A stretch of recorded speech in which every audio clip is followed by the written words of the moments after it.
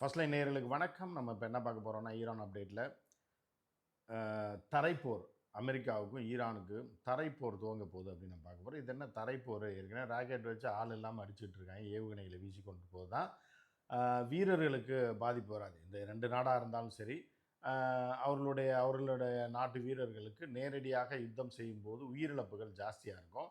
இந்த மாதிரி ராக்கெட்டை ஏதாவது தாக்கும்போது எங்கேயோ இருந்து அடிக்கிறோம், எங்கேயோ போய் விழுகுது. அங்கே விழுகிற இடத்துல தான் பாதிப்பு வரும். அதே மாதிரி இவர்கள் ஏவுவதும் இப்படி தான் வரும். ஆனால் நேருக்கு நேர் சண்டை அப்படின்றது எதற்காக இந்த மாதிரியான ஒரு முடிவு பண்ணுறாங்க அப்படின்னு பார்த்தீங்க அப்படின்னா, அமெரிக்கா என்ன பண்ணியிருக்கான்னா, அந்த கார்க் தீவு அப்படின்னு சொல்லி ஒரு தீவு இருக்குது ஈரானில். இந்த கார்க் தீவு என்னன்னா ஒரு மிகப்பெரிய தீவு. இந்த தீவில் தான் கிட்டத்தட்ட 80லேருந்து 90% இவர்களுடைய க்ரூட் ஆயில் ஹேண்ட்லிங்கே நடக்குது. க்ரூட் ஆயில் உற்பத்தி மற்றும் கடல் வழியாக மிகப்பெரிய கப்பல்களை கொண்டு வந்து அங்கேருந்து ஈரான் எக்ஸ்போர்ட் பண்ணிகிட்டு இருக்கு அப்படின்றது ஒரு முக்கியமான விஷயம். எனவே இந்த தீவை ஆட்டையை போட்டோம் அப்படின்னா, கைப்பற்றிட்டோம்னா ஈரானோட ஒட்டுமொத்த பொருளாதாரத்தையும் முடக்கிடலாம். இதை வச்சுட்டு தானே ஈரான் அங்கேருந்து எண்ணெயை சைனாவுக்கும் அதுக்கு இதுக்கும் கொடுத்துட்ருக்கு அப்படின்ற மாதிரியான ஒரு பிளானில் என்ன பண்ணுறாங்கன்னா, அமெரிக்கா கார்க் தீவை கைப்பற்றணும் அப்படின்னு சொல்லி முடிவு பண்ணுறாங்க. இப்போ இதில் பெரிய விஷயம் என்ன அப்படின்னு பார்த்தீங்கன்னா, இப்போ இந்த கார்க் தீவுக்கு எப்படி வரலாம் அப்படின்னா, பாராசூட் மூலமாக ஆட்களை இறக்கலாம். ரெண்டாவதாக முதல்ல கப்பல் மூலமாக வரலாம்.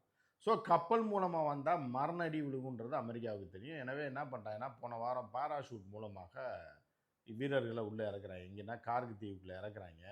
இறக்குனா மரண அடி கிட்டத்தட்ட 100 வீரர்கள் பாராசூட்லேருந்து இறங்கும் போதே சுட்டு வீழ்த்தப்பட்டதா அங்கேருந்து தகவல் வருது. இதை பற்றி அமெரிக்கா எந்த இதுவுமே சொல்லலை. என்ன சொல்லியிருக்காங்க அப்படின்னா, 200 பேர் காயமடைஞ்சிருக்காங்க, அவங்கள மீட்டிருக்கோம், மீதி 100 பேரை காணவில்லைன்னு. இந்த 100 பேரை காணவில்லைன்னு எதுக்கு வடை சுடுறது அப்படின்னா, இந்த பாடியை நீங்கள் அமெரிக்கா கொண்டு போனீங்க அப்படின்னா அங்கே ஒரு பெரிய இம்பேக்ட் ஏற்படுது. 80 பேர் 100 பேர் செத்துட்டாங்க பாடினா ஊரே. ஏற்கனவே ட்ரம்ப்புக்கு எதிராக மிகப்பெரிய போராட்டங்கள்லாம் அமெரிக்காவில் எல்லா பகுதியும் நடந்துகிட்டு இருக்கு. ஸோ அப்படி இருக்கும்போது பார்த்தீங்க அப்படின்னா இதுவும் ஒரு பெரிய பிரச்சனையை ஏற்படுத்தி விடும் அப்படின்றதுனால என்ன பண்ணுறாங்கன்னா, காணவில்லைன்னா அப்படியே எங்கிட்டாவது போட்டு காலி பண்ணிடலாம் அப்படின்றது தான் அவர்களோட திட்டம் அப்படின்னு இதில் மரணடி வாங்கியிருக்காங்க முதல்ல எடுத்தோடனே. ஸோ இப்போ இதுக்கு என்னென்னா, இந்த கார்க் தீவை கைப்பற்றணும் அப்படின்னா அவ்வளோ சாதாரண விஷயம் கிடையாது. மெயின்லேண்ட் ஈரானுக்குள்ளே ஒன்றுமே அவர்களால் பண்ண முடியாதுன்றனால இது பண்ணுறாங்க.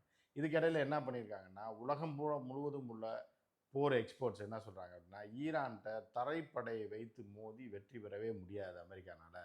அதற்கு 2 காரணம் இருக்குது. ஒரு காரணம் என்னென்னா, அமெரிக்க வீரர்கள் உணர்வுபூர்வமாலாம் போராட மாட்டாங்க. ஏன்னா அவர்கள் சம்பளத்துக்காக போராடுவாங்க. அடியாளாக பயன்படுத்தப்படுகிறார்கள் அமெரிக்காவினால். இராணுவ வீரர்கள்ன்றதே பல நாடுகளில் அடியாளாக தான் பயன்படுத்துகிற மாதிரி தான் இருக்குது. ஏன்னா அந்த ஆட்சியாளர்கள் ஏதாவது ஆட்டையை போடணும்னு நினச்சாங்கன்னா ராணுவ வீரர்களை தேசபக்தின்ற பேரில் இறக்கி விடுவாங்க. இதுதான் பல நாடுகளில் நடந்துகிட்டு இருக்குது. இதுதான் அமெரிக்காவில் நடக்குது. எனவே அமெரிக்க வீரர்களை பொறுத்தவரைக்கும் அவர்கள் சம்பளத்துக்காக கூலிக்காக சண்டை போடுவாங்க. ஆனால் ஈரான் வீரர்கள் அதாவது உணர்வுபூர்வமாக சண்டை போடுவார்கள். இந்த இந்த சண்டையில் உணர்வுபூர்வமாக இறங்குவாங்க. அப்போ தாக்குதல் அதிபயங்கரமாக இருக்கும். அது போக கிட்டத்தட்ட ஒரு 20 வருடங்களாக போருக்காகவே சீரியஸாக, ஏன்னா இஸ்ரேலை எதிர்ப்பதற்கும் அண்டை நாடுகளை எதிர்த்து சண்டை போடுவதற்குமாகவே கொள்கை ரீதியாக வளர்க்கப்பட்டவர்கள் ஈரான் வீரர்கள். எனவே இவர்கள் உணர்வுபூர்வமாகவும் உள்ளபூர்வமாகவும் சம்பளத்துக்காக மட்டும் இல்லாமல் தன் உயிரையும் கொடுப்பதற்கு தயாராக இருப்பவர்கள். எனவே அமெரிக்கா நிச்சயமாக இவர்களிடம் வெற்றி பெற்று விடவே முடியாது அப்படின்றது தான் பொதுவான ஒரு கருத்தாக இருக்குது. இதுக்கிடையில் என்ன அப்படின்னா, 3500 வீரர்களோட அமெரிக்க போர்க்கப்பல் ஒன்று ஈரானை இந்த தீவை கார்க் தீவை நெருங்கி கொண்டிருக்கிறது அப்படின்ற ஒரு தகவல் நேற்று இரவு வந்திருக்கு. ஸோ அதில் ஒரு 3000 பேர் 3500 வீரர்கள் வராங்க, அமெரிக்கர்கள் வராங்க அப்படின்ற மாதிரி. இதை முறியடிப்பதற்கும் இந்த கப்பலை மூழ்கடிப்பதற்கும் பயங்கரமான வேலை பார்த்துருக்கு ஈரான். ஏற்கனவே பார்த்தீங்க அப்படின்னா ட்ரம்ப் பல விஷயத்தை ஒழித்து வைத்து கொண்டு, அதாவது என்ன, இப்போ தானே ஒப்புக்கொண்ட ஒரு விஷயம் என்ன அப்படின்னா, அந்த உலகத்திலே மிகப்பெரிய கப்பல் மண்ணாங்கட்டி கப்பல்னு சொன்னாங்கல்ல, யுஎஸ்எஸ் ஆப்ரஹாம் லிங்கன், அதை 14 ஆங்கிளிலிருந்து ஈரான் தாக்கியிருக்கு. அதனால நாங்கள் அதை பின்வாங்கி கொண்டு வந்துட்டோம். அப்போ என்னன்னா பயந்து ஓடிட்டோம்னு அர்த்தம். 14 வகை ஏரியாவிலேருந்து தாக்குனாங்க. இருந்தாலும் பல இதை நாங்கள் தடுத்துட்டோம். இருந்த போதிலும் எங்களுடைய வீரர்களை உயிரை காப்பாற்றிக் கொள்வதற்காகத்தான் நாங்கள் பின்னோக்கி வந்துட்டோம் அப்படின்னு சொன்னால் என்ன அர்த்தம்? அடி தாங்க முடியாமல் ஓடி வந்துட்டோம் அப்படின்னு தானே அர்த்தம். ஸோ இப்படி தான் இருக்குது. நிச்சயமாக தரைப்போரில் இவர்கள் வெல்லவே முடியாது அப்படின்றது தான் பொதுவான கருத்தாக இருக்குது. முன்னாள் அமெரிக்க வீரர்களும் சரி, முன்னாள் அமெரிக்க வார இங்கே ஆர்மிலேயோ நேவிலேயோ ஏர்ஃபோர்ஸ்லேயோ வேலை பார்க்குற வீரர்கள், அது மூத்த வீரர்களும் சரி, இந்த அதிகாரி லெவலில் இருக்கவங்களும் சரி, நிச்சயமாக தரைப்போர் வந்து வெற்றி பெறுவதற்கான சாத்தியமே இல்லை அப்படின்ற மாதிரியான ஒரு சொல்லியிருக்காங்க. ஆனால் அமெரிக்கா என்னன்னா, இந்த கார்கு தீவை பிடிச்சிருச்சு அப்படின்னா டோட்டலாக ஈரானை அடுத்து எப்படி ஹர்மூஸை வந்து ஈரான் லாக் பண்ணி வச்சிருக்கோ, அதே மாதிரி கார்கு தீவை லாக் பண்ணிட்டோம் அப்படின்னா ஈரானோட ப்ரொடக்ஷனே ஸ்டாப் ஆயிடும். அப்புறம் ஹர்மூஸ் பிரச்சனை தீந்துரும் அப்படின்ற மாதிரி நினைக்கிற மாதிரி சொல்லுது. இதில் இன்னொரு விஷயம் என்ன அப்படின்னா, ஈரான் இப்போது வரை பேச்சுவார்த்தைக்கு ஒப்புக்கொள்ளவே இல்லை. அதாவது இந்த பேச்சுவார்த்தையில் எப்படி ட்ரம்ப் வந்து கேம் ஆடுறதுன்னு பார்த்தீங்க அப்படின்னா, பாகிஸ்தான் ஒரு இஸ்லாமிய நாடு, பாகிஸ்தானை வைத்து ஒரு அணு ஆயுத நாடு. பாகிஸ்தானை வந்து அவங்க பக்கம் சேர்ந்துராம இருக்கிறதுக்காக, தன் பக்கம் வசமாக இழுப்பதற்காக என்ன பண்ணாங்கன்னா, பாகிஸ்தானை நடுநிலையாளர் மாதிரி ஆக்கி, பாகிஸ்தானை வச்சு பேச்சுவார்த்தை நடத்துறதுக்கு ஒரு பிளான். இது ஒரு நரித்தந்திரம். ஸோ அடுத்த நரித்தந்திரம் என்ன அப்படின்னு பார்த்தீங்கன்னா, பாகிஸ்தான் இப்போ காசே இல்லாமல் இருக்கக்கூடிய நிலைமையிலேயும் ஸ்திரத்தன்மையற்ற ஆட்சி, ஷாபாஸ் ஷெரீஃபுக்கெல்லாம் எந்த விதமான ஒரு அரசியல் ஸ்திரத்தன்மையும் கிடையாது.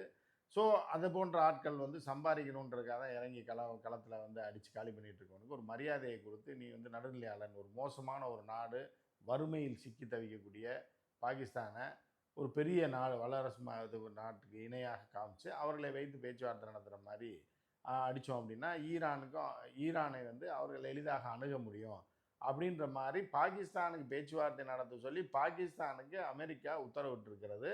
அதை தொடர்ந்து ஒரு நாட்டுடைய அதிபரோ, ஒரு நாட்டுடைய அதிகாரியோ, தலைமை அதிகாரியோ இல்லை ஜனாதிபதியோ வந்து இன்னொரு நாட்டில் பேசணும் அப்படின்னா கட்டாயம் பேசுவாங்க.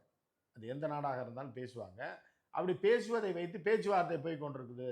2 நாளாக சுமூகமாக போயிட்டு. அதாவது எந்த பேச்சுவார்த்தை இல்லை. பாகிஸ்தானுடைய அதிபர் ஷாபாஸ் ஷெரீஃப் வந்து ஒரு முறை வந்து அவர் பேசணும்னு சொல்லி ஈரானுடைய ஒரு அராக்சிகிட்ட பேசினதாக தான் தகவல். வெளியுறவுத்துறை அமைச்சர் அராக்சிகிட்ட பேசினோடனே இதை பேச்சுவார்த்தைன்ற அமெரிக்கா, யார் ட்ரம்ப், பேச்சுவார்த்தை நடந்துட்டு இருக்கு. 2 நாளாக அது சுமூகமான இது வருது. ஸோ ஒரு பக்கம் பேச்சுவார்த்தையை நடத்தி விட்டு இன்னொரு பக்கம் வந்து அவர்கள் வந்து நாங்கள் எல்லாம் பேச்சுவார்த்தைக்கெலாம் இல்லை அப்படின்னு சொல்லி தாக்குதல் நடத்தி கொண்டிருக்கிறார்கள், அவர்கள் கோழைகள்ன்ற மாதிரிலாம் பேசியிருக்காங்க. ஆனால் வந்து என்ன அப்படின்னா, இது பேச்சுவார்த்தை கிடையாது. சும்மா ஒருத்தனுக்கு ஃபோனை போட்டு பேசிட்டா பேசுகிறோம், பேச்சுவார்த்தை நடந்துகிட்டு இருக்கு அப்படின்னா எப்படி இருக்கும்? நம்ம அட்டன் பண்ணியிருக்க மாட்டோம். எவனோ ஒருத்தன் நமக்கு ஃபோனை போட்டு பேசினேன், 2 டைம் பேசியிருக்கேன் அப்படின்னா, இதுதான் வந்து ட்ரம்ப்போடைய ராஜதந்திரமாக நினச்சிக்கிட்டு செய்யக்கூடிய அந்த கோமாளி. ஸோ இதுக்கிடையில் வந்து பார்த்திங்கன்னா, அமெரிக்காவில் மிகப்பெரிய எதிர்ப்பு அப்படின்னா, இதுவரை நடந்துராத போராட்டம் ட்ரம்ப்புக்கு எதிராக நடந்திருக்கு. ரொம்ப கேவலமான போராட்டங்கள்லாம் அமெரிக்காவில் ட்ரம்ப்புக்கு எதிராக நடந்துகிட்டு இருக்கு. உலகம் முழுவதும் நீங்கள் ஈரான் எடுத்துக்கிட்டாலும் சரி, ஈராக் அதே மாதிரி வந்து நீங்கள் பார்த்தீங்க அப்படின்னா, யுஏஇயில் மக்கள் வந்து அரசாங்கத்துக்கு எதிராக போராட தொடங்கிட்டாங்க.